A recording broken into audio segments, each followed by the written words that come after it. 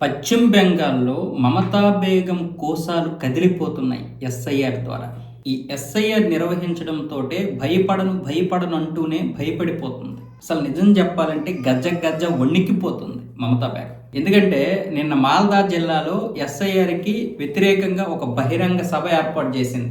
ఆ బహిరంగ సభకు వచ్చినటువంటి ఈమె ఎస్ఐఆర్ నిర్వహించి ఇక్కడ పశ్చిమ బెంగాల్లో బీజేపీ మళ్ళీ పశ్చిమ బెంగాల్ని స్వాధీనం చేసుకోవాలని చూస్తుంది. అది బీజేపీ వల్ల కాదు, ఇక్కడ నా ఓటు బ్యాంక్ నాకు ఉంటుంది, ఇక్కడ చాలా మందిని భయపెట్టి అనేక రకాలుగా ఎన్నో విధాలుగా బెదిరించి ఈ పశ్చిమ బెంగాల్ని స్వాధీనం చేసుకోవాలని బీజేపీ చేస్తుంది. బీజేపీ ఆటలు సాగవు, నా ప్రాణం ఉన్నంత వరకు కూడా నేను పశ్చిమ బెంగాల్ని కాపాడుకుంటాను. బీజేపీ అనేది ఒక నల్లి పురుగు లాంటిది, ఆ నల్లి పురుగు పోతేనే మనకి సమస్య పోతుంది. కాబట్టి నల్లి పురుగుని నలిపియాలన్న విధంగా ఆవిడైతే నిన్న మాల్దా జిల్లాలో ఆ బహిరంగ సభలో మాట్లాడింది. మరి భయపడను ఇలాంటివి నేను ఎన్నో చూశాను, బీజేపీని పశ్చిమ బెంగాల్లో అడుగు పెట్టనివ్వను అంటున్నటువంటి ఆవిడ మరి ఎందుకు ఇన్ని బహిరంగ సభలు ఏర్పాటు చేయాలి ఎస్ఐఆర్కి? ఎస్ఐఆర్ అనేది బీజేపీ నిర్వహించినటువంటిది కాదు కదా, ఎన్నికల సంఘం నిర్వహించినటువంటి ఒక ప్రక్రియ. అది నువ్వు ఎన్నికల సంఘం మీద చూపించుకోవాలి.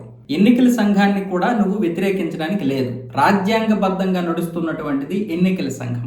అంటే నీకు రాజ్యాంగం మీద నమ్మకం లేదు, రాజ్యాంగం మీద గౌరవం లేదు. అంటే నువ్వు ఖచ్చితంగా అక్కడ దొంగ ఓట్లతోటి నువ్వు అక్కడ నడిపిస్తున్నావని స్పష్టంగా తెలుస్తుంది. ఎందుకు? ఇప్పుడు ఎంతో మంది బంగ్లాదేశీయులు బార్డర్ దాటి వెళ్ళిపోవడానికి ప్రయత్నాలు చేస్తున్నారు, కానీ అక్కడ రావడానికి ఇప్పుడు అవడం లేదు, వెళ్ళిపోవడానికి అవడం లేదు. ఎందుకంటే కేంద్ర ప్రభుత్వం అంత కట్టుదిట్టమైనటువంటి ఏర్పాట్లు చేసేసింది. ఇప్పుడు ఎంతో మంది బిఎస్ఎఫ్ చేతిలో దొరికిపోయారు వాళ్ళందరూ. చాలా మంది అంటే ఈ ఎస్ఐఆర్ అయిపోయిన తర్వాత వద్దామని ప్లాన్ చేసుకున్నారు. ఈసారి ఇంతకు ముందులాగా రావడానికి కానీ వెళ్ళిపోవడానికి కానీ కుదరదు.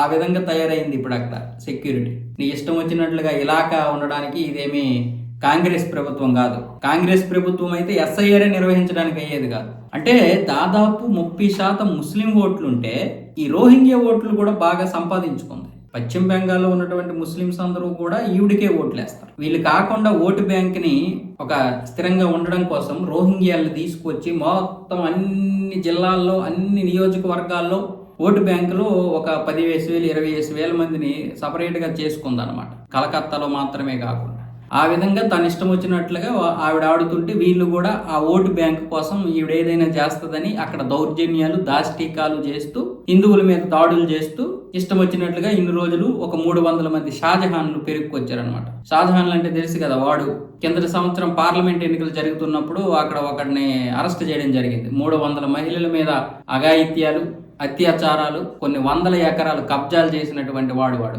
అలాంటి వాళ్ళు 300 మందికి పైగా ఉన్నారంటే మరి వాడి కింద ఎంతమంది ఉంటారు? ఈ విధంగా భయపడిపోతూ పశ్చిమ బెంగాల్లోనేమొచ్చేసి మళ్ళీ అధికారం కోసం ప్రయత్నాలు చేస్తుంది. ఈసారి పశ్చిమ బెంగాల్ కనుక ఆవిడ చేతి నుంచి చేజారిపోతే ఆవిడ చేసినటువంటి దాష్టీకాలు, దౌర్జన్యాలన్నీ బయటపడతాయి.